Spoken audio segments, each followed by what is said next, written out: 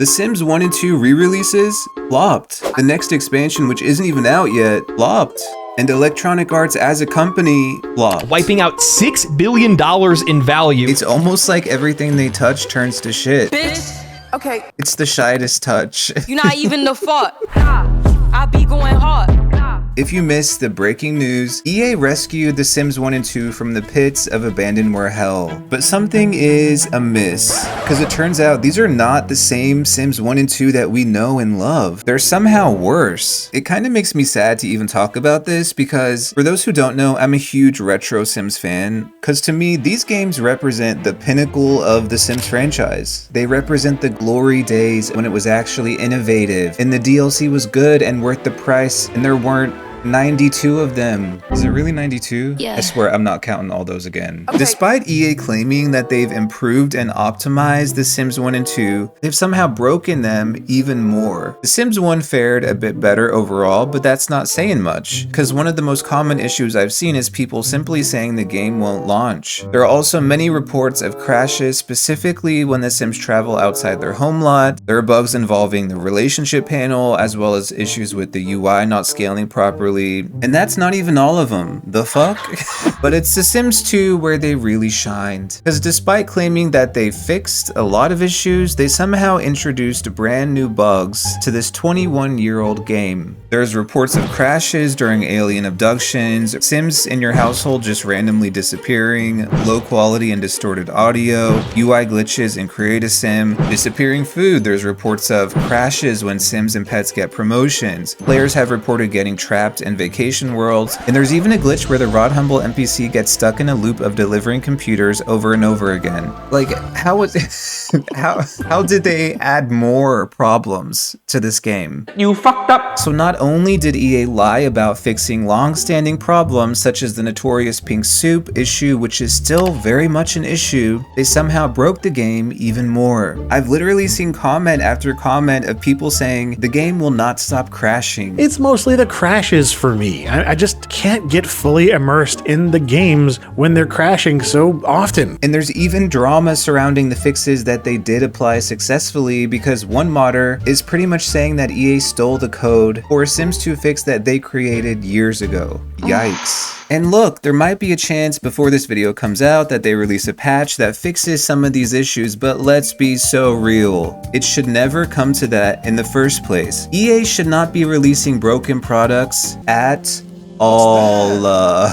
I actually have a brilliant idea for the Sims team. Maybe you should playtest the game before you release it. And if you encounter bugs and glitches, maybe, just maybe, you fix them before putting it up for sale. See, I'm telling you, I have the mind of a I have the mind of a mastermind. What's that? I don't know, but I'm not an expert, it's just a thought, you know? But this appears to be a pattern with the Sims team, because we've seen it time and time again with The Sims 4. And at the same time, it's both sad and frustrating that some Sims players have normalized products being sold to them in a broken state. Online, I saw people literally shaming players who were talking about the bugs they encountered in these releases. They were saying things like, "Why are you always so negative?" and "It's EA, what did you expect?" And sure, it's a known fact that each time EA releases a new DLC for The Sims 4, it's not going to work properly, it's going to break some feature in the game. Everybody knows that. But just because it happens often, it doesn't mean it's acceptable for this billion-dollar company to keep doing this. Why are so many people in the Sims community okay with receiving flawed products? And the cherry on top is that when I suffered through watching a handful of EA creators talking about the re-releases, tell me why so many of them conveniently forgot to mention the actual problems with the re-releases. What in the fraudulent behavior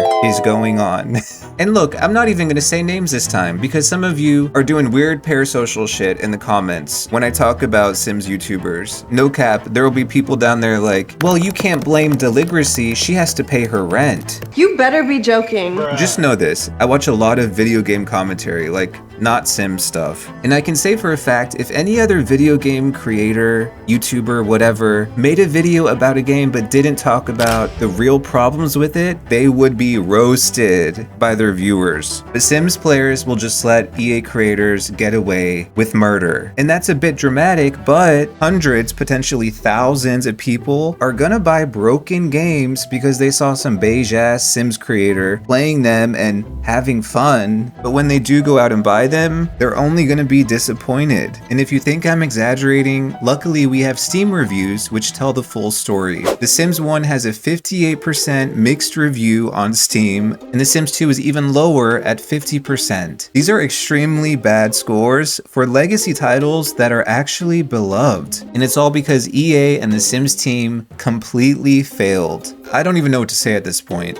But just like the 1995 smash hit song Fantasy says, there's no beginning and there is no end when it comes to EA's failures, that is. Because the Sims team just announced the 18th expansion for The Sims 4, which brings the DLC grand total to 92. And it looks like this new one is already causing problems. It's called the Businesses and Hobbies Pack, and if you can't tell from the title, you can run a business. You might be wondering, can't you already do that? There has to be something else. After all, the Get to Work expansion lets you open a business. Well, you're right, but this new expansion, I guess, lets you open even more.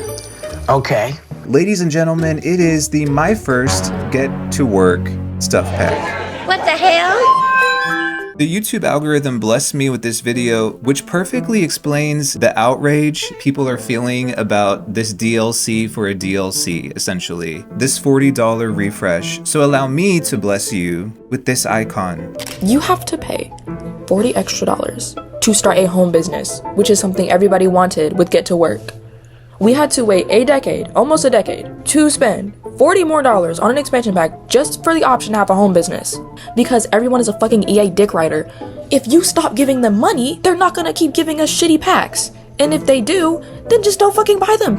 I saw someone say, OMG, we're finally getting The Sims 3 Ambitions in The Sims 4. I can't wait. I hate to break it to you, but you probably need 5 DLC to recreate The Sims 3 Ambitions in The Sims 4, and even then, you're gonna have to wait 5 more years to get the extra content they intentionally left out of this DLC because they just had to spread it out across multiple packs for it to be more fleshed out. And even then, half the features probably won't work. It's wild that after 10 years, players are still sitting there, mouths agape, waiting for mommy EA to regurgitate broken, uninspiring, and overpriced content to them. The truth is that this game and its players are suffering at the hands of excessive monetization. But what else should we expect from a company with a history of this behavior? Gather round for story time.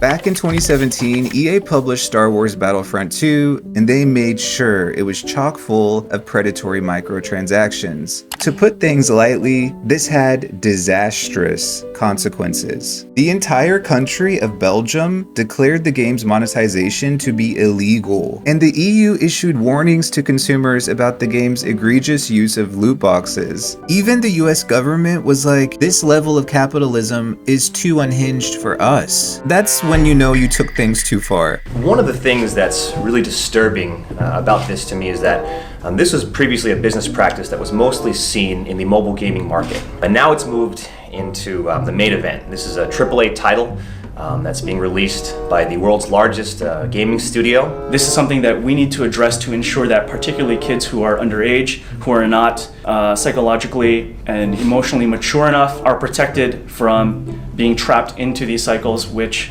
have compelled many folks to spend thousands of dollars. What's crazy is, if you didn't know that these two politicians were talking about Battlefront, you might actually think they were talking about The Sims. Both games are created by EA. Both games are marketed to children and teens. Both games have DLC and microtransactions that cost thousands. But what's vastly different is the player response. Because while Battlefront players protested and refused to accept the game's monetization model, which resulted in the microtransactions being removed from the game, as well as that infamous most downvoted comment of all time on Reddit, the Sims 4 players are still over here with a Kool-Aid mustache screaming, "We want more." I literally just saw someone say, "Oh my god, can we get a skateboard pack next?" Bitch, go play Tony Hawk. Maybe stop asking for dumb shit to be added to The Sims 4 and start demanding better.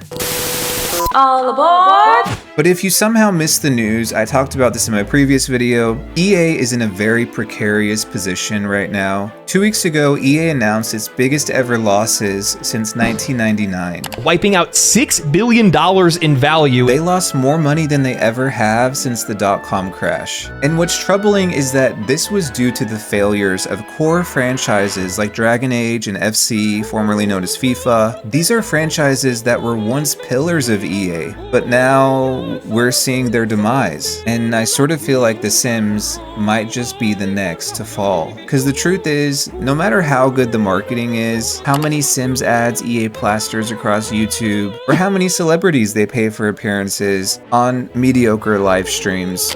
I tried to find the quickest thing I could do with this game that was mildly entertaining in 30 minutes, and I don't know what else to do. Wait, she kind of spilled. Or how much DLC they push out. Players are finally starting to see the truth. Somebody lied to her several times and told her that she was fly, hot, and sexy and beautiful, and she's nothing like that. She's nothing of the sort. I think that was it. Yeah.